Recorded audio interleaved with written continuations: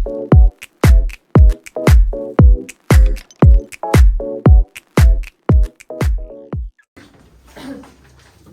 빈칸을 만들어놨어. 그래서 빈칸, 왜냐면 필기할 시간 좀 줄이려고 빈칸을 만들었으니까 빈칸에 따다다다다다 여기다 빈칸을 딱 정리해버리자. 자, 그러면 제일 먼저 돌다리부터 시작을 해볼까요? 자, 돌다리. 자, 1번. 여러분 제목을 보시면 돌다리라고 하는 제목은 여러분 우리가 이제 소재가 들어간 거기 때문에 이 소재가 무슨 기능을 가지고 있는지를 우리가 찾으면서 글을 읽어야 될 것 같아. 그래서 여러분 이 작품에서는 돌다리의 상징적 의미 거의 한 문제 꼭 나온다라고 생각해 주셔도 돼요. 자, 그럼 한번 봐보자. 1번. 정거장에서 샘말 심리길을 내려오다 보면 반이나 젤락말락한 데부터 샘말 동네보다는 이 그 건너편 산기슭에 놓인 공동묘지가 먼저 눈에 띄인다. 이곳은 누이가 죽어서 그 죽은 누이가 묻혀있는 곳이에요. 자, 창섭은 잠깐 걸음을 멈추고까지 바라보았다. 곰에 올 때 보면 진달래가 불붙듯이 피어오르는 야산이다. 여러분 이게 지금 선생님이 형광펜을 표시해놨는데 형광펜이 잘 티가 안 나서 여러분 세 번째, 두 번째 줄 밑줄 쫙 한번 그어줄래?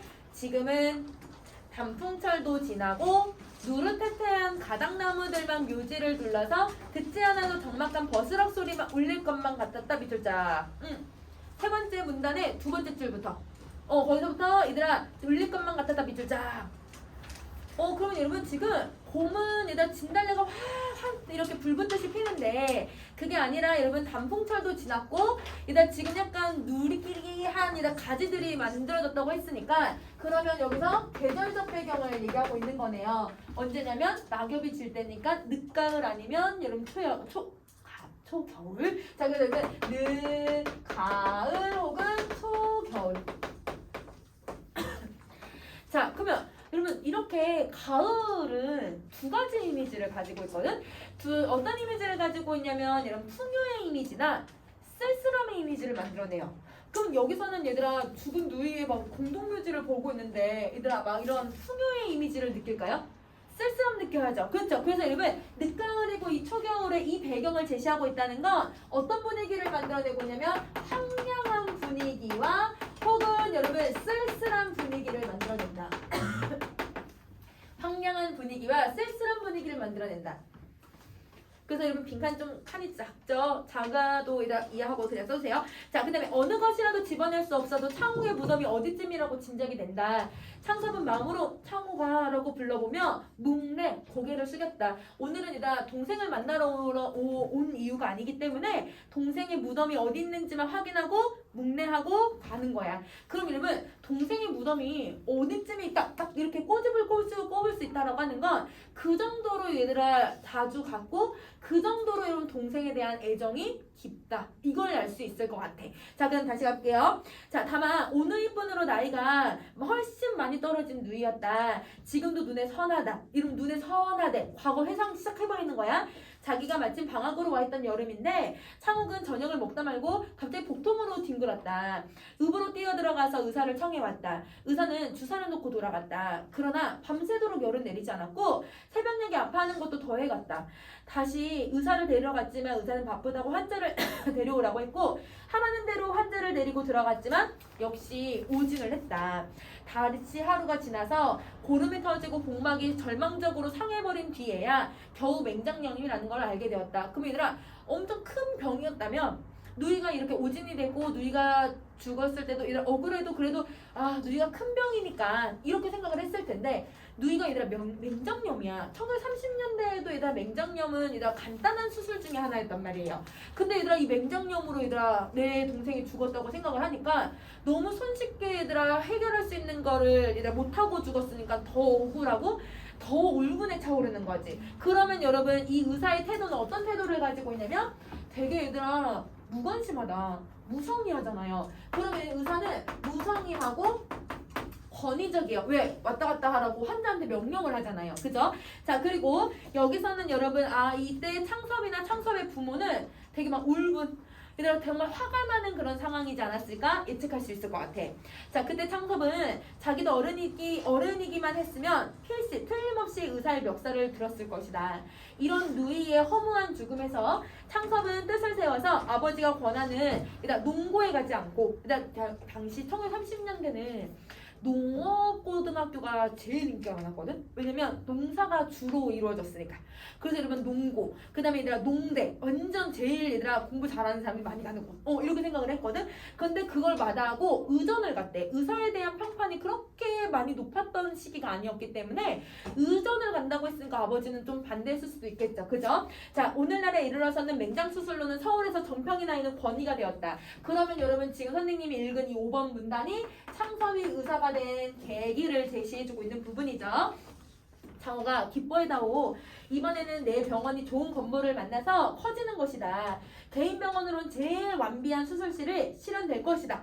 그럼 얘들아, 이 동생에게 뭐라고 얘기하고 있냐면 병원을 내가 확장시킬 건데 이 병원 확장시키면 한번 봐봐라 이렇게 생각을 하고 있는 거잖아. 그래서 여러분 병원을 확장시킬 계획으로 이곳에 왔다라는 걸 알 수 있게 해주고요. 여기에서 여러분 아버지를 찾아온 이유기도 하지만 이 부분에서 창섭의 자부심도 드러나. 이건 선생님 빈칸을 안 만들어놔서 자부심이라고 써줄래? 창섭의 자부심이 왜 들어가냐면 내가 이 정도 했어. 내가 맹장수술로는 이걸로 가장 이렇게 훌륭하게 의사가 됐어. 이런 자부심을 드러내는 거예요. 자, 그 다음 다시 이번 실 부족도 해결할 거다. 네 사진을 크게 확대해서 내 새 진찰실에 걸어 놓으마. 얘들아 동생이 죽었는데 그 죽은 동생의 그 사진을 크게 걸어서 거기 걸어 놓겠다는 건 아마 얘들아 되게 동생을 사랑하고 동생에 대한 애정이 넘쳤던 오빠였던 것 같아. 그래서 이걸 계속 확인할 수 있죠. 창섭은 바람도 쌀쌀할 뿐만 아니라 오후차로 돌아가야 할 길이라서 걸음을 재촉했다. 길은 그전보다 넓어졌고 바닥도 평탄해졌다. 얘들아 선생님이 이제부터 계속 이렇게 물결 표시를 해놓은 부분들이 있는데요. 그거는 따로 언급을 안 하더라도 이게 얘들아 아버지의 정성이라고 생각을 해주시면 돼요. 이게 아버지의 정성이에요. 자, 아버지는 얘들아 길을 넓히시기도 했고 길 바닥을 평탄하게 작업도 해놓으신 거야. 비가 오면 진흙에 헤어날 수도 없었는데 복판으로 자갈이 깔리고 어떤 목은 좁아서 이 짐을 실은 소가 논으로 미끄러 들어가기도 십상이었는데 바위를 갈라내어서까지 일매지게 넓은 길로 닦아졌다. 방창섭은 이럴 줄 알았으면 정거장에서 자전거라도 가지고 올걸.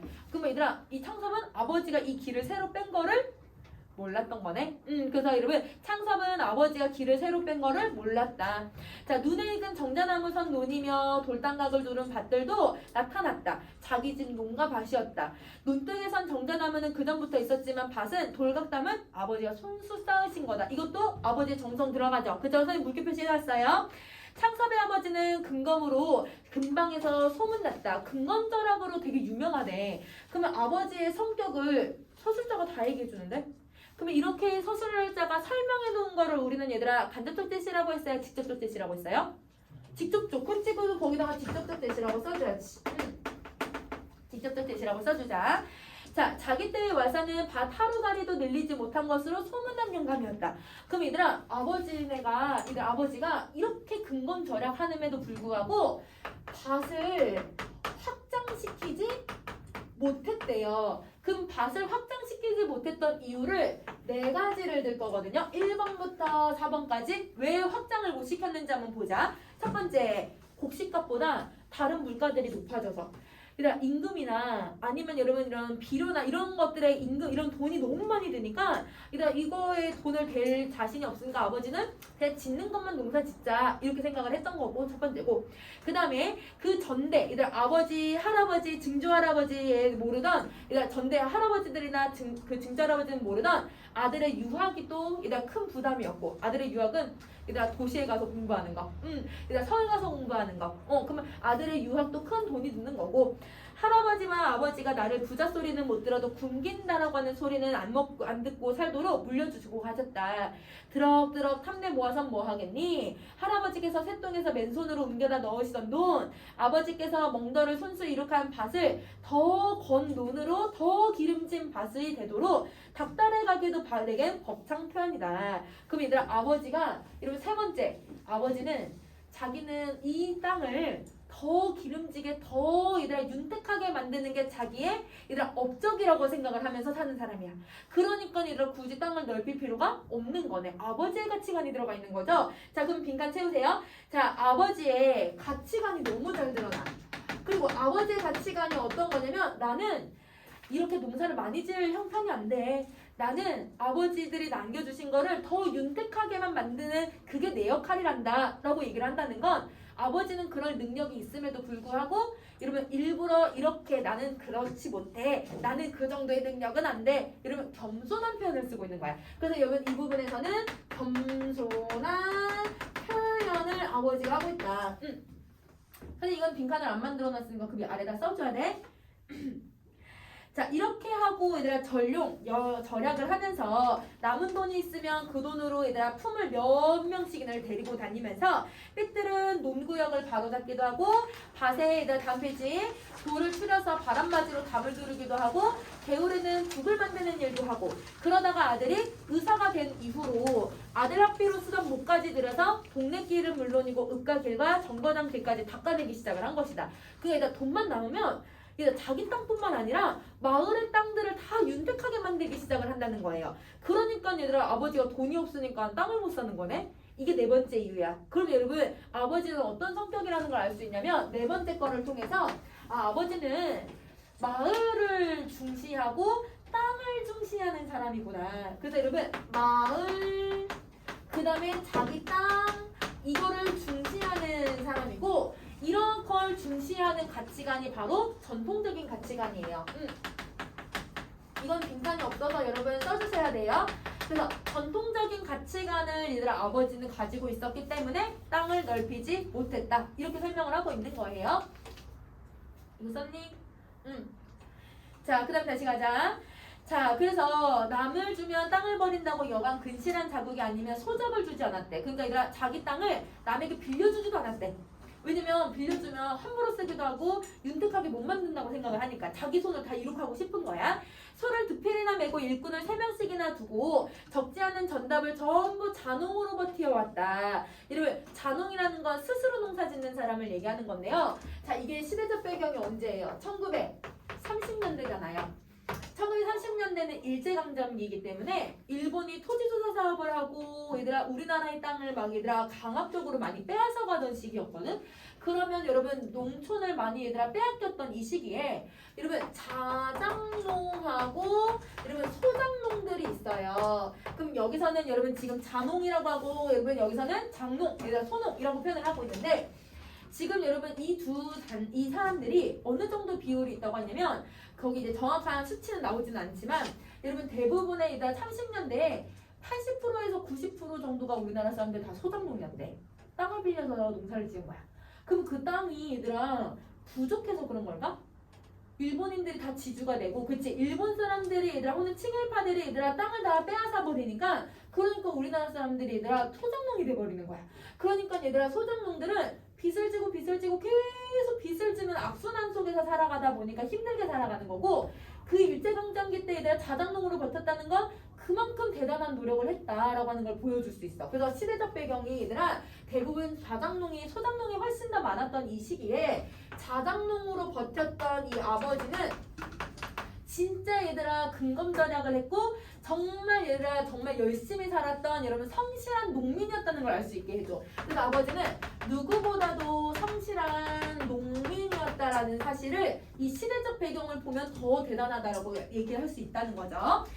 자, 그 다음에 실속이 타작만을 못하다는 등 일꾼 셋이 저희 농사에 가지고 간다는 등 이해만을 따져서 비평하는 사람들이 많기는 했지만 아버지는 땅을 위해서 자기의 이해만으로 타산, 계산하려고 하지 않았다. 그럼 여러분 사람들은 소작농을 쓰면 돈을 얼마나 많이 쓰는데 혹은 자작농을 쓰면 뭐 얼마나 이러면서 돈 계산을 하는 게 시작을 한대. 그러면 다른 사람들은 어떤 모습을 보이냐면 얘들아 계산적이고 돈을 추구하고 이해타산적인 모습을 보여주네요. 그래서 다른 사람들은 이해타산적인 모습을 보여주는데 아버지는 이해타산적인 모습이 없기 때문에 그래서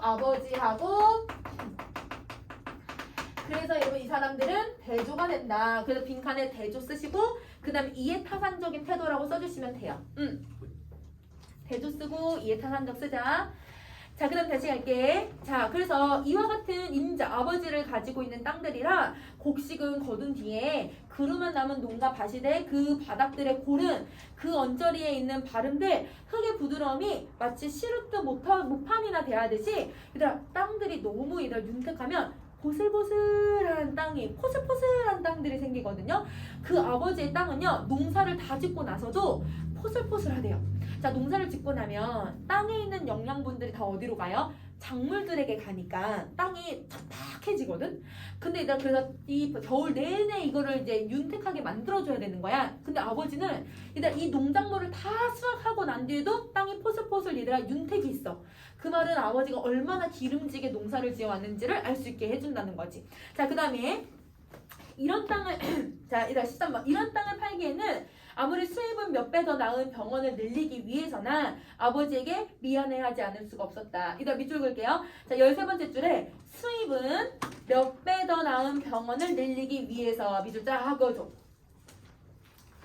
자, 여러분 그 부분은 선생님이 별표 표시를 해놨는데 여러분 이게 창섭이 땅을 팔자고 아버지에게 온 이유예요. 병원을 지으려고. 그러면 병원을 지으려고 아버지를 찾아온 건데 그러면 여러분 이 창섭은 땅이라고 하는 걸 어떻게 받아들이고 있냐면 돈이라고 생각을 한 거야. 땅은 돈으로 바꿀 수 있는 경제적인 수단이라고 생각을 해요. 그래서 여기다가 경제적 수단이라고 써주시고 이걸 통해서 우리는 창섭의 가치관을 찾을 수 있을 것 같아. 여러분 이거 선생님 빈칸을 안 넣어놨으니까 거기 아래다 더 써. 이걸 통해서 드러나는 창섭의 가치관이 뭐냐면요. 첫 번째, 돈을 중시하네. 실리, 이익을 중시하는 사람이네. 근데 여러분 돈과 이익을 중시하는 사람이다 보니 그래서 실리, 이익을 추구하다 심리적인 성격에다가 그 다음에 얘들아 이익을 추구하고 나는 현실적으로 이게 더 필요하고 이게 더 필요하고 계산을 하고 있으니까 현실적이고 얘들아 이해타산적인 모습을 가지고 있다. 이게 여러분 창섭의 모습이야. 그래서 여러분 창섭의 가치관을 이렇게 정리를 해주시면 될 것 같아요. 창섭의 가치관이에요. 자, 그 다음에 다시 그리고 잡히기나 해서 가지고는 3만 원의 돈을 만들 수는 없었고 서울서 큰 서양식 건물을 손에 넣기라는 돈만 있다고 해서 넣을 수도 있는 가질 수 있는 것도 아니고 그러니까 일단 좋은 기회가 오니까 일단 그 서양식 건물을 구할 수 있었나 봐. 그러니까 그때 마침 일단 이 돈을 내서 내가 이걸 건물을 지어서 이거서 우리가 병원을 지어야겠다 이렇게 생각을 하는 거죠. 자, 근데 3만 원이 어느 정도의 돈이냐면 여러분 우리 저 육지에 가면 여러분 제일 큰 기와집 같은 데 있잖아. 얘들아 기와집이 엄청 넓잖아요. 그 기와집 하나가 이 당시에 10,000원이었대요. 그러면 3만 원이면 기와집 얘들아 3개나 살 수 있는 아주 큰 돈이야. 양반들이 살던 그 기와집을 3개나 살 수 있는 큰 돈. 그게 필요하다고 하니까 아버지에게 땅 좀 팔자 이렇게 이야기를 하는 거지. 자, 아버지께서는 내년은 한강이 되신다. 어머니는 겨울이면 개마다 기침이 도지시고 작년부터 내가 모셔야 했던 것이다.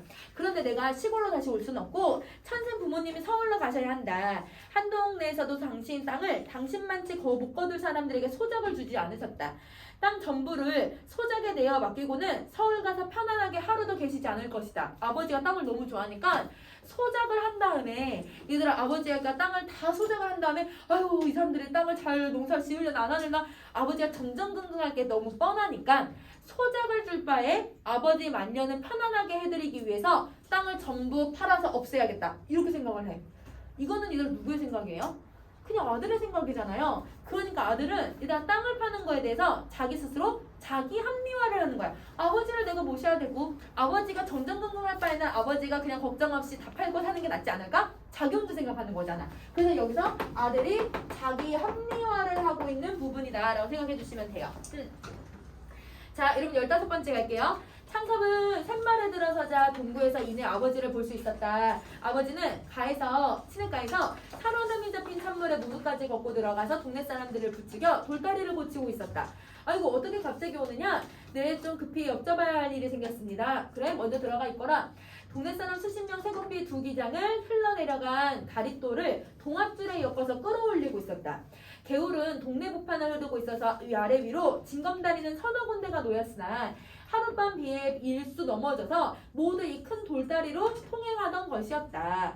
창섭은 어려서 이 아버지에게 이 큰 돌다리의 내력을 들은 것이 아직도 기억이 난다. 일단 돌다리에 동그란 표시되어 있죠. 여러분 제목의 의미가 나온 거죠. 그러면 이 돌다리는 어떤 내력을 가지고 있냐면 오랜 이 가족의 추억, 오랜 여러분 이 집안의 역사를 반영하고 있다. 이렇게 생각을 해주면 될 것 같아요. 추억과 역사.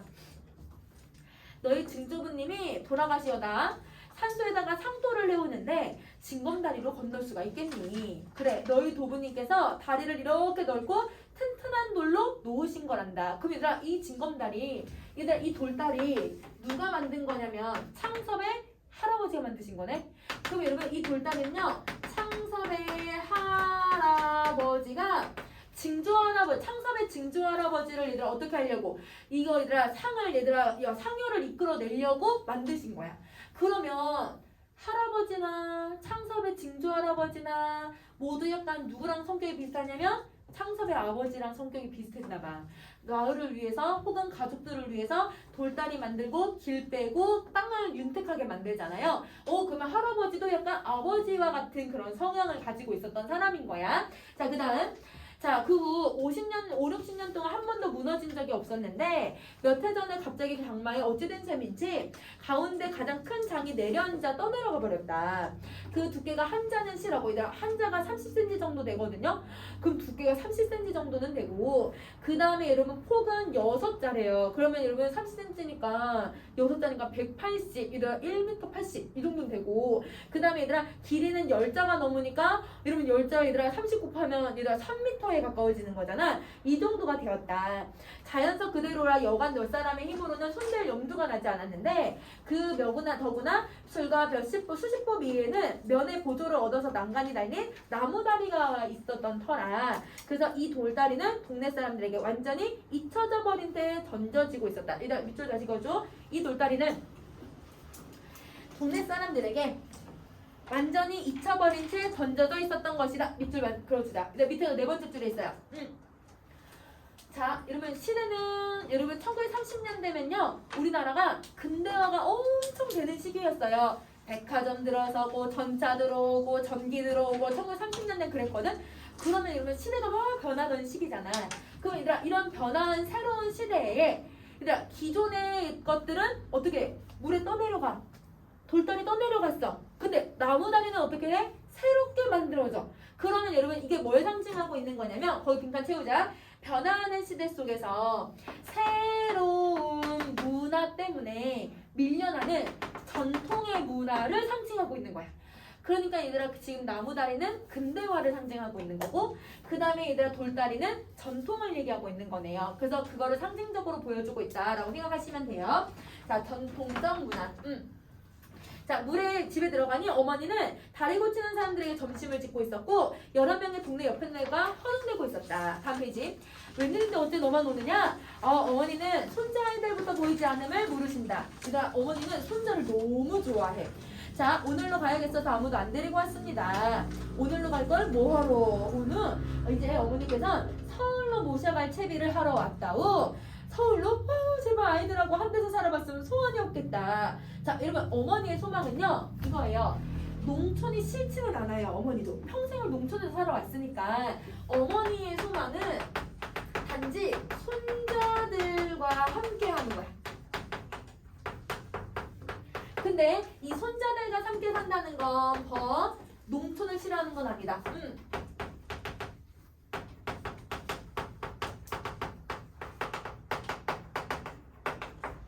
농촌을 싫어하는 건 아니다라고 정리를 해줘야 돼. 왜냐면 어머니는 농촌을 떠나고 싶어서 뭐 이런 식으로 오답이 나올 수가 있거든. 이거는 일단 틀린 말이라고 생각을 해주시면 돼요.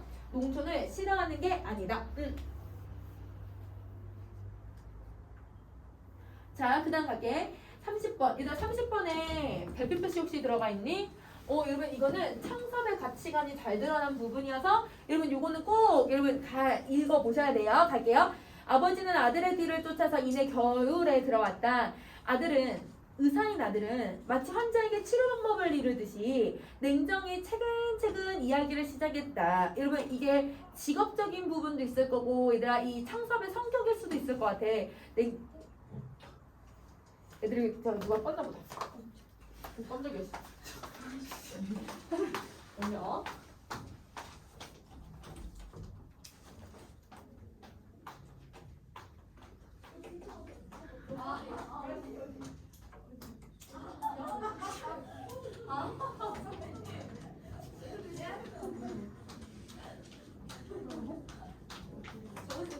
어깨로 눌러놓고는 있잖아. 몰랐어.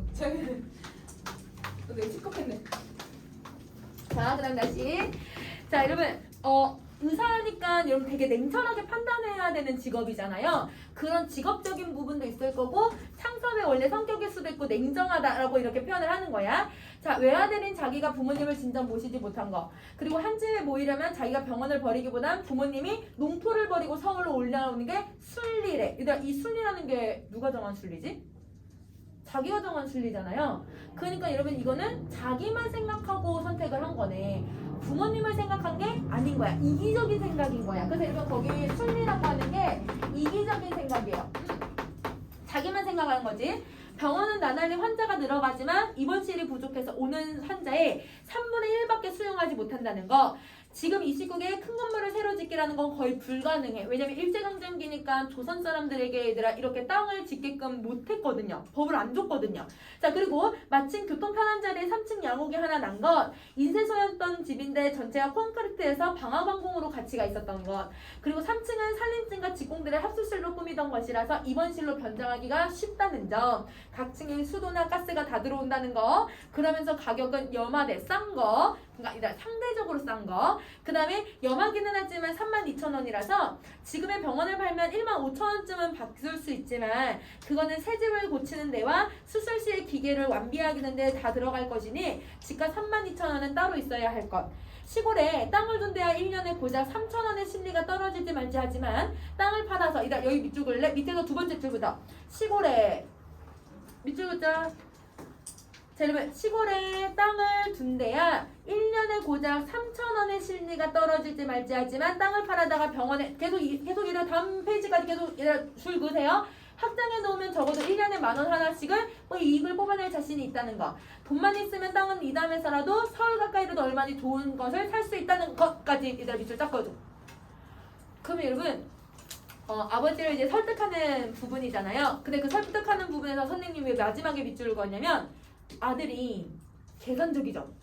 이렇게 하면 돈을 얼마 뺄 수 있을 것 같고 이렇게 하면 돈을 얼마나 낼 수 있을 것 같고 계산적이죠. 이에 타산적이고 땅을 금전적인 가치로만 받아들이는 거야. 그럼 얘들아 거기 빈칸에 땅을 금전적인 가치를 보여주고 그 금전적인 가치에서 이해 타산적인 모습을 드러내주고 있다. 이렇게 정리할 수 있을 것 같아.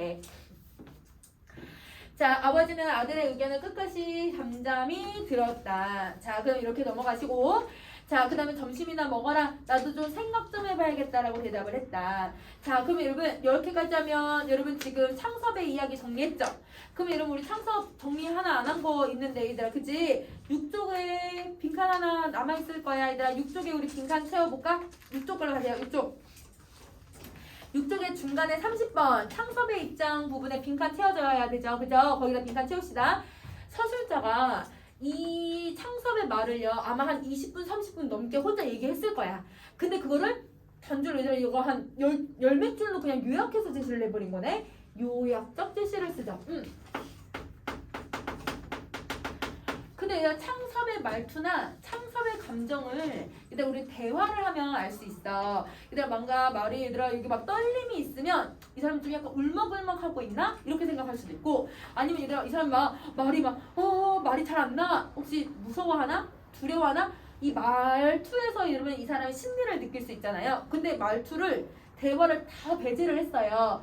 대화를 배제하니까 말투나 감정이 당연히 배제될 수밖에 없죠. 그러면 창섭의 얘들아 심리를 의도적으로 얘들아 서술자가 드러내지 않는 거야. 그래서 여러분 여기다 배제라고 쓸게. 이 기능이 왜 나타났는지는 우리 조금 이따 뒤에 가서 다시 한번 정리해 볼게요. 자, 그 다음에 여러분 우리 어딜 가냐면 35번을 갈 거예요. 34번은 그냥 그 다리 놓는 이야기니까 35번 가자. 나무다리가 있는데 그거는 왜 고치시는 건가요? 얘들아, 아들이 물어봐. 나무다리가 있는데 돌다리 왜 고치니? 이렇게 물어보잖아요. 나무다리는 편리하죠. 나무다리는 쉽게 고칠 수 있어요. 나무다리는 얘들아 그냥 빨리 만들어낼 수 있어요. 빨리 만들고 빨리 고칠 수 있고 빨리 해결할 수 있어. 실리주의적인 가치관을 가지고 있는 거지. 그래서 여러분 거기다가 실리주의적 태도, 아들의 실리주의적 태도가 드러난다. 너도 그런 소리를 하냐? 나무가 돌만 하던든 넌 그 다리에서 고기 잡던 생각도 안 나냐? 서울로 공부하러 갈 때 너 그 다리 건너서 떠나던 생각 안 나더냐? 시대 사람들은 모두 인정이라는 게 사람의 마음이라는 게 사람한테만 쓰는 줄 알더라. 내 할아버지 산소에 상도를 그 다리로 건너가서 모셨고 내가 천자문을 끼고 그 다음 글을 읽으러 다녔다. 네 어미도 그 다리로 가마를 타고 내 집에 왔어. 나를 주건 그 다리로 건너가서 묻어라. 난 서울 갈 생각 없다. 이러면 아버지 되게 로맨티스트 같잖아요. 엄마가 이곳에 왔대요. 그리고 아빠가 할아버지가 이 길을 가가지고 얘들아 묻혔대요. 그럼 여러분 아버지는 가족들과 함께했던 그 추억의 돌다리를 버릴 수가 없는 거야. 그러면 여기서 이 돌다리에게는 가족이 가지고 있는 추억과 역사인 거죠. 그럼 빈칸 채워볼게요. 돌다리를 가족사의 아버지는 일부라고 생각해. 그러니까 얘들아 돌다리를 얘들아 자기의 가족, 자기 얘들아 삶의 일부 이렇게 받아들이는 거야. 소중한 것으로 받아들이기 시작하는 거지. 자, 근데 땅을 얘들아 서울 갈 생각이 없다는 건 땅 팔 생각이 있다 없다. 난 땅 팔 생각 없다. 그러면 여러분 땅을 팔 생각이 없다는 건 땅에 대한 애착을 드러내고 있다라고 생각을 해주시면 되죠. 애착을 드러내고 있다. 자, 그 다음에 여러분 37번에 네 라고 대답을 하잖아요. 37번에 창섭이 이렇게 대묻고 있는데 여러분 이렇게 되물어보는 이유는 있어. 자기는 생각했을 때 아버지가 허락해 줄 거라고 생각을 했다. 물론 고민을 하시겠지만 허락할 거라고 생각했는데 아버지는 거절을 하니까 너무 당황을 한 거야. 그러니까 얘들아 아버지의 거절에 대한 당황이죠. 거절에 대한 당황을 하고 있다. 자, 그 다음에 이제 38번 갈게. 38번도 일단 선생님 별표 표시해놨어. 그지? 38번부터 40번하고 42번은 아버지의 생각을 정리 한번 해볼게요. 천금이 쏟아진데도 나는 땅을 못 팔겠다. 내 아버지가 손수 일억하신 걸 내 눈으로 본 밭이고 그리고 내 할아버지가 손수 피땀 흘려서 모으신 돈으로 장만하신 논들이야. 자, 봐봐. 땅의 가치를 경제적인 것 이상으로 받아들이고 있죠. 아버지는. 돈 이상으로 받아들여요. 그래서 여러분 이상이라고 써주시고요. 자, 그래서 돈 있다고 어디 가서 느르지농 같은 게 있고 독시장 같은 밭을 사 라고 얘들아 여기 밑줄 이게 여러분 남녀공에서만 시험인데 느르지농하고 독시장 밭이라고 하는 의미를 물어보거든요. 자, 느르지농이라고 하는 건 여러분 그 기름진 논을 기칭하는 말이에요. 그러니까 아버지가 손수 잘 만들어 놓은 논이겠지. 그치? 자, 독시장밭은 얘들아 뭐냐면 이 지금 창섭이네가 가지고 있는 밭 이름이에요. 여러분 선생님네 집에도 농사를 지어서 여기 약간 이렇게 움푹 패인 곳을 얘들아 저 옴탕밭이라고 얘기하고 그 다음에 얘들아 좀 밭 중에 여러분 이제 집 옆에 있는 밭을 집 옆에 사투리를 써서 우영밭 이렇게 부르기도 하고요. 그 다음에 선생님네 또 이제 밭 중에 또 이제 큰 밭이 있어요. 우리 큰 밭이라고도 부르기도 하고 밭을 이제 우리 나름대로 어서맛 무슨 맛 이렇게 이름을 붙여. 독시장밭도 아버지가 이름을 붙인 거야. 근데 여러분 이거 다 창섭이네 집에 있는 땅이잖아.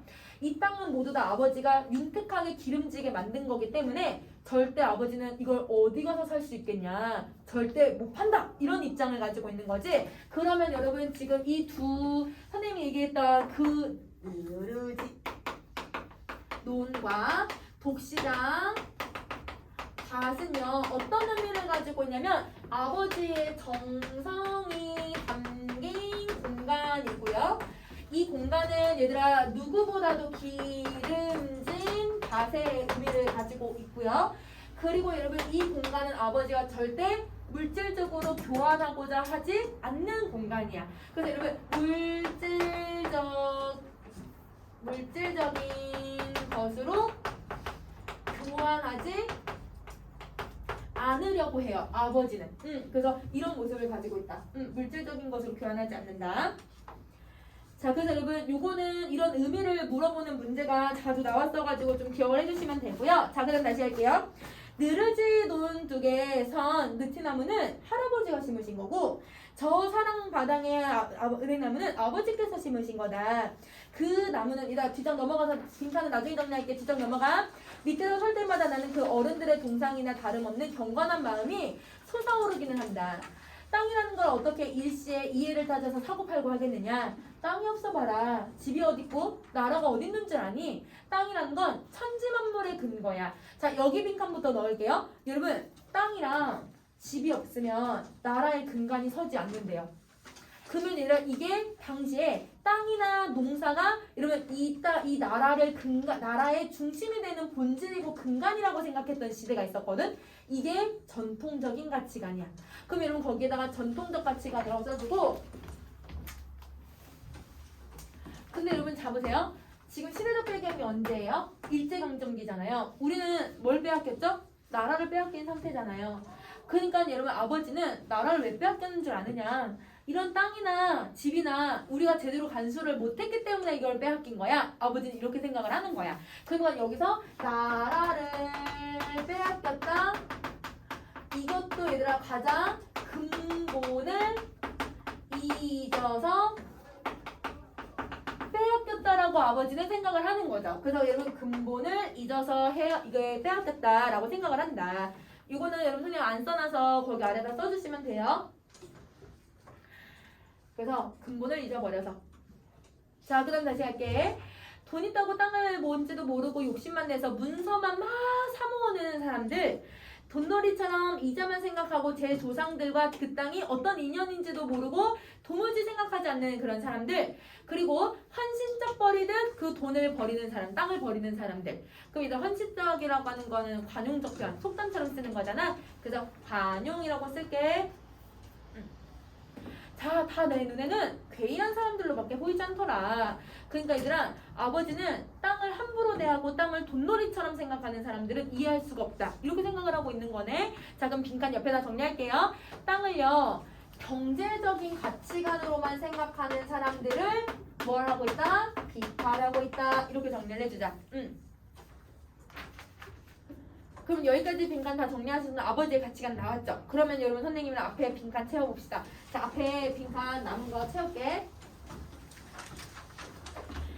자, 여러분 38, 40번, 42번 아버지의 입장은요. 아버지의 대화로 제시를 해요. 자, 여러분 아까 창섭은 뭘로 제시했지? 요약적 제시로 제시를 했잖아. 근데 아버지의 입장은 대화로 제시를 해요. 그러면 아버지가 대화를 할 때 아까 얘들아 뭘 이런 걸 사! 막 이렇게 얘들아 소리를 치면 아버지가 화가 났고 아버지가 비판하는 의도가 있고 아버지의 감정이나 말투가 다 반영이 되어 있죠. 그럼 거기다가 얘들아 아버지의 감정이나 그게 다 드러난다. 이렇게 정리를 해주자. 그러면 창섭은 얘들아 이거를 감정을 배제해서 서술을 한 거고 아버지는 얘들아 감정이 드러나게 서술을 했으니까 누가 좀 더 생동감이 느껴져? 아버지가 좀 더 생동감이 느껴지거든? 그러면 아버지를 왜 이렇게 서술을 했을까? 서술자가 아버지 편이어서 그래. 자, 그럼 가자. 서술자가 창섭보다는 아버지의 가치관을 더 얘들아 우호적으로 생각을 해요. 더 우호적으로 생각한다. 아버지의 가치관을 우호적으로 생각하기 때문이다. 더 옹호한다는 뜻이야. 그러면 여기서 여러분 아버지는 작가의 대변인인 거네. 아버지가 말하는 건 작가의 대변인이어서 그래. 작가가 가지고 있는 가치관을 아버지의 입을 통해서 서술을 해버리는 거야. 그래서 여러분 얘를 더 정리해 주시면 될 것 같아. 이건 선생님이 안 써놔서 정리를 해주자.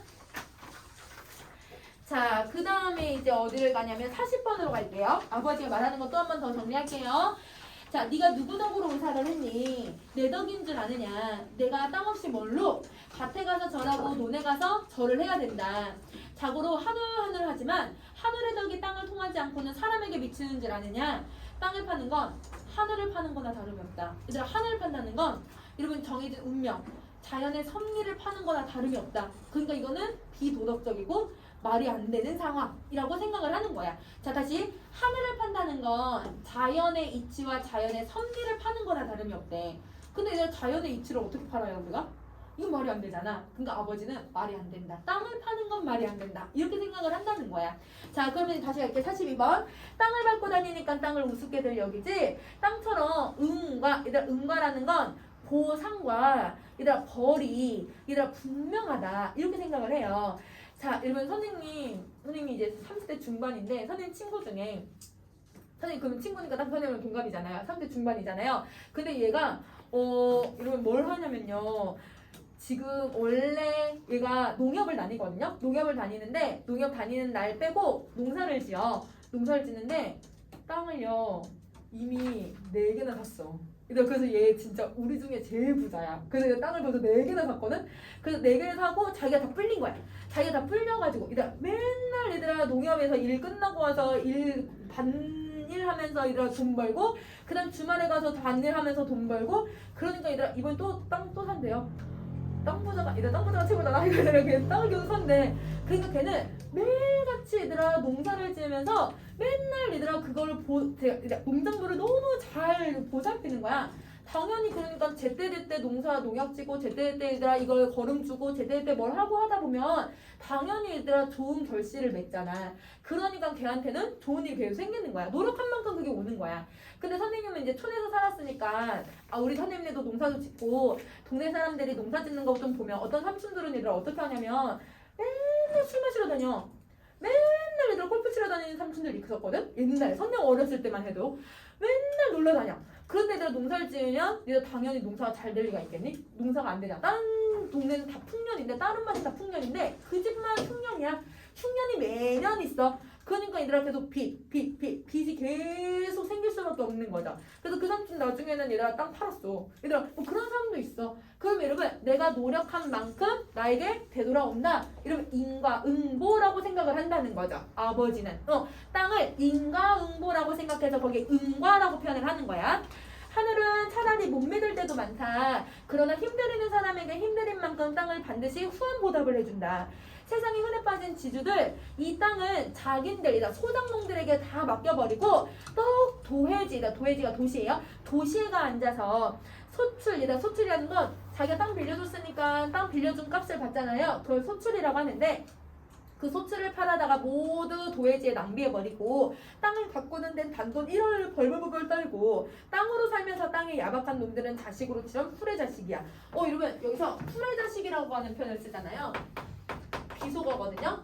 그러면 여러분 이렇게 비속어를 쓰는 이유가 뭐냐면 여러분 그 정도로 아버지는 지주들이나 땅을 소중히 여기지 않는 사람들에 대한 부정적인 인식을 제시하기 위해서야. 그래서 아버지는 땅을 소중히 여기지 않는 사람들에 대한 부정적인 인식을 이 얘들아 단어로 표출을 해버리고 있는 거야. 아버지는 땅을 소중히 여기지 않는 사람들에 대한 부정적인 인식을 비속어로 표현을 해버리고 있다. 이런 후대자치 이렇게 표현을 한다는 거죠. 자, 그 다음 땅이 말을 할 줄 알아봐라. 배가 고프다. 관리가 안 돼서 거름도 안 주고 얘들아 아무것도 안 돼 있는 그 땅이 얼마나 많겠냐. 해마다 걷어만 가고 땅은 자갈밭이 되는 줄 아니. 둑이 떠나가는 줄 아니. 거름 한 번 제대로 넣나. 정 급하게 돼서 자기들 소장농들이 우는 소리를 해야 너희들이 신이 얘들아 의사가 주삼침을 놓듯 애꿎은 금비 얘들아 화학비료만을 계속 갖다가 털어넣지. 그렇게 땅을 홀대하고서는 이제 죽어서는 땅이 무서워서 어디로 갈 테고 창섭은 이미 얼어버렸다. 그럼 얘들아 입이 얼어버렸다는 건 뭐냐면 아무 말도 할 수 없는 거잖아요. 이걸 한자성어로 유구무원이라고 해요. 유구무원이라고 한다.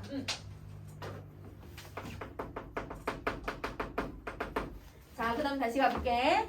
자, 손만 비볐다. 자기의 생각은 너무나 자기 본의 위주였다라는 걸 깨달았다. 그러니까 얘들아 자기만 생각했다라는 걸 알게 된 거지. 그래서 자기의 이기적인 생각을 깨달았다. 빈칸 써줄게요.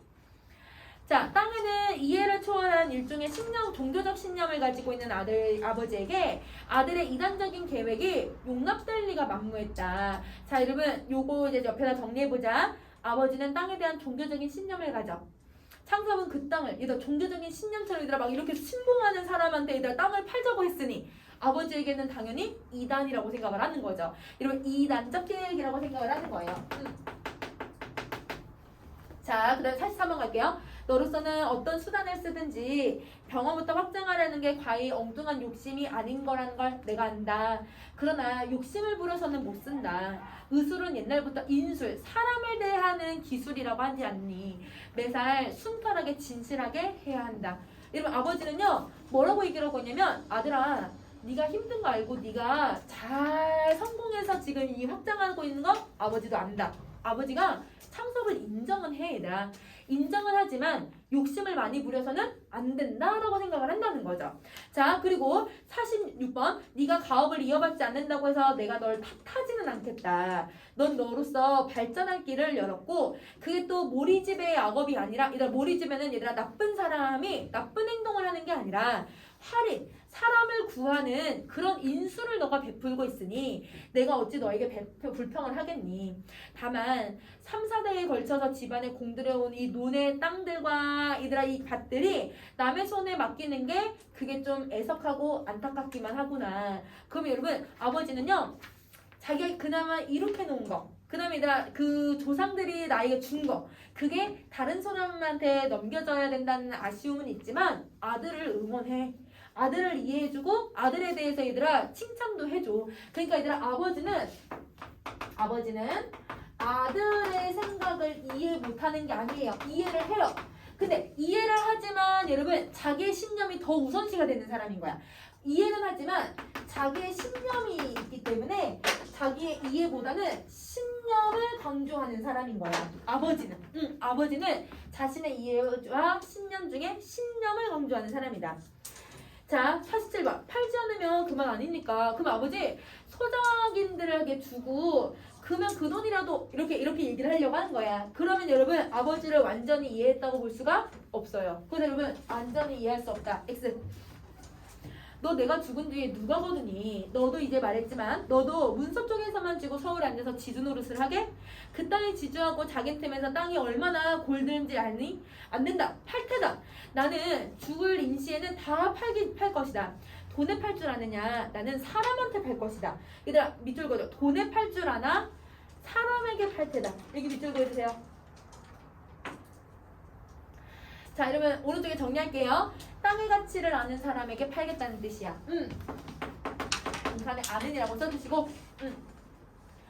그래야 땅을 계속 얘들아 관리해주고 계속 사랑해줄 테니까. 그래서 아는 사람한테 팔겠다는 거야. 자 그러면 가보자. 건너 용문이는 우리 노르즈논 같은 것은 한 해만 붙여보고 죽어도 농군으로 태어나지 않은 걸 한탄하지 않겠다고 하더라. 얘들아 이 말은 뭐냐면 용문이는요 이 아버지의 느르지논을 얘들아 한번 내가 농사 한번 한 해만 지어보면 자기는 농사꾼으로 태어난 걸 후회하지 않을 정도로 얘들아 진짜 열심히 농사 지을 수 있을 것 같아요. 그러면 여러분 이 농사를 지을고자 하는 얘들아 그 땅의 소중함을 알고 있는 사람이지. 용문이 동그란 표시해줘. 자 그 다음에 독시장밭을 내놓는다고 해봐라. 문보나 덕길이 같은 사람들 얘들아 문보하고 덕길이 동그란 표시해줘. 이 사람들은 모두 다 아버지의 땅의 가치를 아는 사람들이에요. 그 사람들은 길바닥에 나앉더라도 집을 팔아서 살려고 덤빌 다 왜? 이 땅이 얼마나 소중한 땅인지 알고 있는 사람들이니까. 그런 사람들이 땅의 임자가 안 되고 누가 돼서 옳겠느냐? 그러니 아주 말이 난 김에 내 유언이다. 그런 사람들에게 무슨 돈으로 땅값을 한몫을 내겠니? 몇몇 해고 그 땅을 소출을 팔아서 연년이 갚아서 가게 할 테니 너도 땅값이라는 그렇게 받을 거라고 알고 있어라. 그러니까 얘들아 용문이랑 아까 그런 사람들한테 땅을 얘들아 팔 때 파는 걸 얘들아 한 번에 목돈으로 얘들아 몇억 막 이렇게 파는 게 아니라 매년 얼마씩 그냥 내라 이렇게만 얘기하고 자기는 그걸 팔겠대.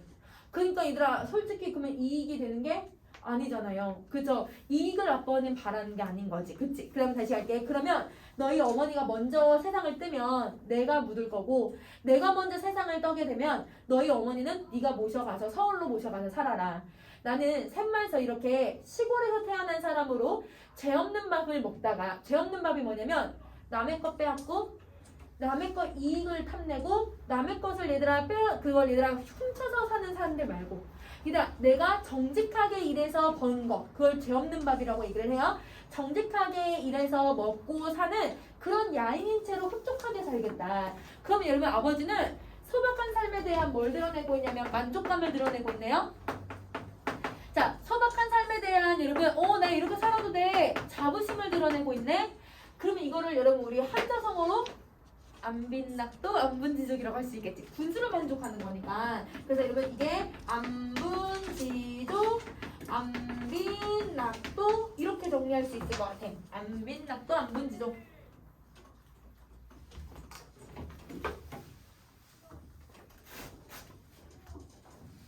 자, 그 다음 다시 갈게요.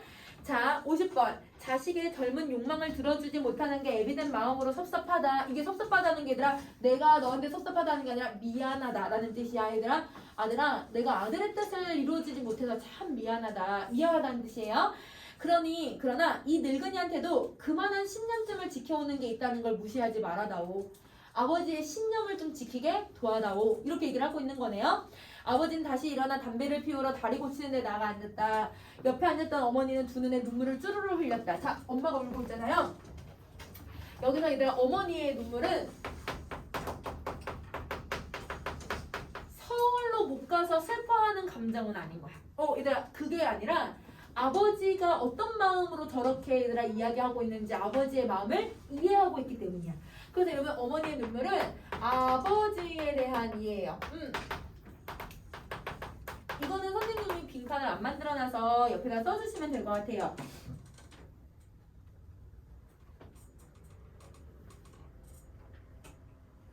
자, 그 다음에 그리고 얘들아 물론 얘들아 아쉬운 마음이 있을 수는 있어. 손자들이랑 못 사는 거. 근데 어머니는 농촌을 싫어하는 게 아니라고 했잖아. 그러니까 아버지에 대한 이해. 그 다음에 얘들아 자식이 얘들아 이렇게 해달라고 하는데 못해주는 엄마의 그런 마음 그것 때문에 우는 거지. 얘들아 나는 시골 가고 살기 싫어 난 서울 가고 싶어 이렇게 해서 우는 건 아닌 거야. 자 그럼 다시 가자. 자 너희 아버지가 여간 고집이시더냐. 아니요 아버지가 어떤 어른이시라는 건 제가 더 잘 알겠습니다. 아버지는 훌륭한 인물입니다. 자 여러분 53번 옆에 빈칸 먼저 채울게요. 아버지와 아버지의 신념에 대한 이해를 하고 있는 거야. 아버지와 아버지의 신념에 대한 이해를 하고 있다. 자, 그 다음에 창섭도 코어리가 찌르르 해. 얘들아 눈물이 찔끔 나고 감동도 했어. 자기가 계획해고 온 실패한 것쯤은 당연하게 생각이 되었고 얘들아 자기가 실패한 거에 대한 얘들아 후회 실패한 거에 대한 억울함 이게 아니지? 아버지에 대한 감동이야. 감동을 해서 눈물이 찌르르 났고 그런데 아버지와 자기의 세계가 격리되는 일종의 결별의 심사를 체험하기 때문에 모함이 찌르르 했다. 그럼 여러분 자 54번 옆에 빈칸 먼저 채울게요. 일종의 결별의 심사가 뭐냐면요. 자신과 아버지 간의 가치관의 차이가 있다는 걸 이제 처음으로 아는 거예요. 가치관 차이예요. 가치관 차이. 그러면 지금 53번하고 54번 선생님이 읽었잖아요. 그러면 자 창섭의 이런 여러분 인식이 조금 사실은 말이 안 되는 부분이 있어. 어떤 부분이 말이 안 되는지 봐봐 얘들아. 여러분 아버지의 가치관을 너무 존중해. 얘들아 존경해. 이해가 돼. 감동받았어. 근데 자기는 하기 싫어. 자기는 아버지처럼 살기 싫어. 왜냐면 그러니까 가치관이 얘들아 다르다라는 결별의 신사를 느끼잖아요. 그죠? 자 그럼 정리하세요. 인식에 아이러니가 드러나는데요. 자, 아버지의 가치관은 얘들아 존중을 해요. 존경하죠. 아버지의 가치관을 존경하는데 그렇지만 가치관의 차이가 있기 때문에 아버지의 세계로 들어가고 싶지는 않아. 아버지의 세계가 들어간다는 건 아버지처럼 살고 싶지는 않은 거야. 그러면 이 말은 여러분 모순적으로 생각을 하는 거지. 아버지를 존중하고 아버지를 이해하고 아버지처럼 얘들아 살아갈 수도 있는 걸 자기는 아버지처럼 살고 싶지는 않아. 그러니까 이런 게 바로 모순적인 거다. 이렇게 생각을 해주시면 돼요. 자, 그 다음에 이름 55번. 아들은 아버지가 고쳐놓은 돌다리를 건너서 전역타를 타러 가버렸고 동구 밖으로 사라지는 아들의 뒷모양을 지키고 섰을 때 아버지의 마음도 정말 임종에서 유언이 남고 난 것처럼 외롭고 불편한 심사조차 설레었다. 여러분 여기서 설레었다 밑줄 보면 얘들아 진짜 신난다는 뜻이가 마음이 얘들아 그냥 울적하다. 마음이 다 싱숭생숭하다라는 뜻이야. 마음의 싱숭생숭이에요. 자 얘들아 불편한 마음 때문에 싱숭생숭해지는데 어떤 건지 정리해보자. 아들의 부탁을 못 들어줘서 너무 씁쓸해. 미안한 거야. 아들의 부탁을 못 들어줘서 씁쓸하다. 그 다음에 자신의 가치관을 다 이야기를 해줬고 그 이야기를 아들이 어떻게 해줬어요? 이해해줬어요. 아들이 얘들아 더 우기면서 아버지 저 그래도 땅이 필요해요. 막 이렇게 하지 않고 알겠습니다. 아버지 알겠습니다 하고 떠나잖아요. 그죠? 그러니까 아들에 대해서 이해해준 아들에 대한 고마움을 느끼고 있다. 이렇게 정리해주면 될 것 같아. 자 이제 한 장 남았어. 이제 11쪽 가자. 아버지는 종일 개울에서 허덕이면서 저녁에 잠도 달게 오지 않았다. 젊어서 서당에서 읽던 백낙천의 시가 다시 생각이 났다. 늙은 재미 한 쌍을 두고 지은 노래였는데 제 뱃속이 고픈 것은 참아가면서 입을 얻어서 물을 것을 새끼들을 먹여서 길렸지만 새끼들은 자라서 날개에 힘을 얻자 어디론지 자기네 좋을 대로 떠나버려서 야이고 늙은 어버이가 재미 한 쌍이 소슬바람 추녀 끝에 가을에 소슬한 추녀 끝에 쭈그리고 앉아서 광경을 묘사했고 나중에는 그 늙은 어버이 제비들을 가리켜서 제비들만 원망하지 말고 너희들이 새끼짝에도 생각해봐라 라고 하면서 그렇게 화자가 풍자하는 시였다. 그러면 여러분 이거를 얘들아 백낙천의 시를 떠올렸다는 건 너희 때도 생각해봐. 이 말은 너희들 자식을 생각해봐. 자식한테 서럽다고 얘기하지 말고 자식의 입장도 생각해봐. 이런 풍자하는 시거든. 그러니까 우리 아버지는 창섭을 이해하려고 하는 거예요. 그래서 빈칸에 이해라고 써주시다.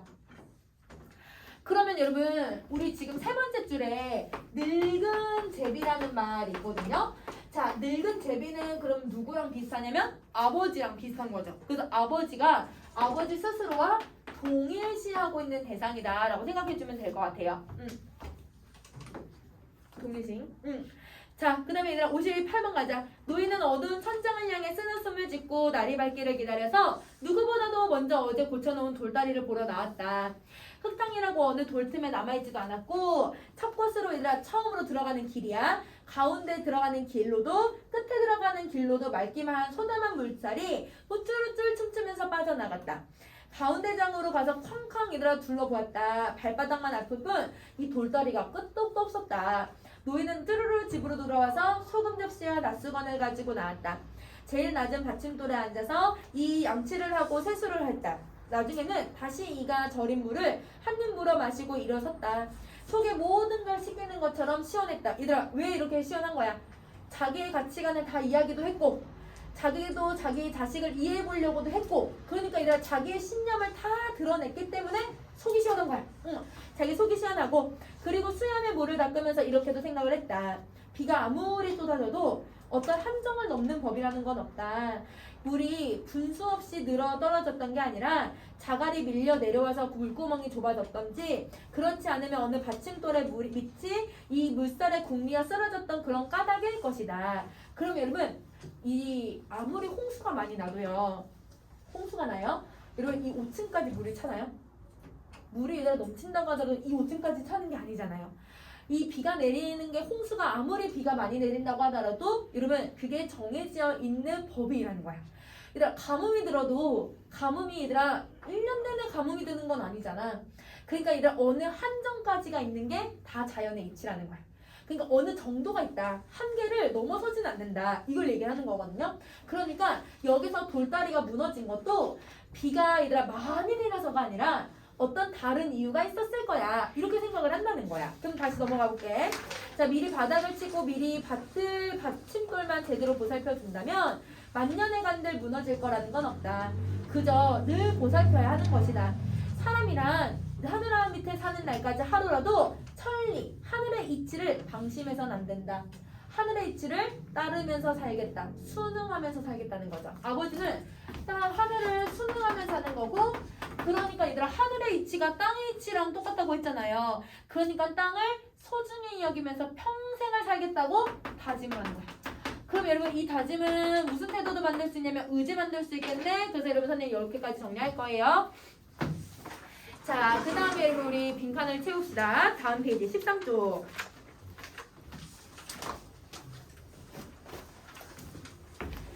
자, 여러분 제목의 의미 가세요. 돌다리는 가족의 삶과 같은 내용이에요. 삶과 같은 깊은 관련을 맺고요. 창섭의 아버지는 이를 단순한 사물이 아니라 그냥 가족사의 일부라고 생각을 해요. 가족사의 일부라고 생각을 한다. 그래서 따라서 아버지가 돌다리를 손질하는 건 과거부터 전해오던 정신적인 문화가 후대까지 이어지기를 바라는 염원에서 나타난다. 염원, 바란다. 자, 그래서 이와 같이 돌다리는, 자, 밑줄 그을게 얘들아. 이게 제일 중요한 거야. 전통적인 세대의 자연 중심적 가치관을 상징한다. 그러면 여러분 여기서 전통적인 세대의 자연 중심적인 생각이라고 했잖아요. 그러면 우리 반대말 만들 수 있을 것 같아. 나무다리는 그럼 누구의 가치관인지를 만들 수 있겠다. 그 밑에다가 좀 써 얘들아. 그러면 나무다리는요, 전통적인 게 아니라 근대화가 일어나던 시기였잖아요. 그러면 여러분 근대화 속에서 자연 중심적인 가치가 아니라 돈, 이런 것들을 중시하는 거잖아. 돈과 이익, 실리 중심적인 모습을 보여주는 소재다. 이렇게 정리할 수 있을 것 같아. 자, 3번 가세요. 작품에 드러난 인물 간의 2번 가세요. 작품에 드러난 인물 간의 갈등 구조. 자, 아버지는 시골에 사는 농부고 아들은 도시에 사는 의사예요. 자, 아버지는 전통적인 가치관을 가지고 있고요. 자, 얘들아, 아들은 근대적인 가치관을 가지고 있어요. 자, 아버지는 땅을 삶의 터전이라고도 생각하지만 만물의 근원이라고도 봐요. 자, 아들 창섭은 땅을 경제적 이익의 수단이라고 생각을 해요. 자, 아버지는요, 땅을 본래적인 가치관으로 바라보는데, 얘들아, 본래적은 본질이라는 말이랑 똑같아. 본질적인 가치관을 중시한다. 그리고 땅에 대한 애착, 땅을 소중히 여겨. 자, 그런데 아들은요, 땅을 금전적인 가치라고 생각을 하죠. 이렇게 보고 있다. 그러면 이거는 얘들아, 단순히 아버지와 아들의 가치관의 차이일 수도 있지만, 아버지는 전통이고 근대는 얘들아 현대의 모습인 거잖아. 그러면 세대 간의 갈등으로도 봐도 되겠다. 그치? 그래서 여기서 세대 간의 갈등. 세대 간의 갈등. 그러면 세대 간의 갈등에서 아버지와 그 다음에 이런 작가는 뭘 비판하고 싶냐면, 금전적인 가치만 중시하는 물질 만능주의를 비판하고 싶은 거죠. 그래서 거기다 물질 만능주의. 그래서 여러분 이 작가가 쓴 게 복덕방이잖아요. 복덕방도 얘들아 거기 나왔던 얘들아 안토시하고 얘들아 그 딸은 모두 다 물질 만능주의를 추구하다가 결국은 얘들아 그 욕망 때문에 다 실패하는 사람이 돼버리잖아요. 그러니까 이 작가는 이런 욕망, 이런 물질적인 가치 중시하면 안 돼, 이렇게 생각하는 사람이 되는 거네. 자, 그 다음에 이제 작가의 태도도 가볼게요. 작가의 태도. 작가는 땅을 팔자는 아들의 제안을 단호하게 거절하면서 땅의 소중함을 역설하는 아버지의 입장을 우호적으로 드러내.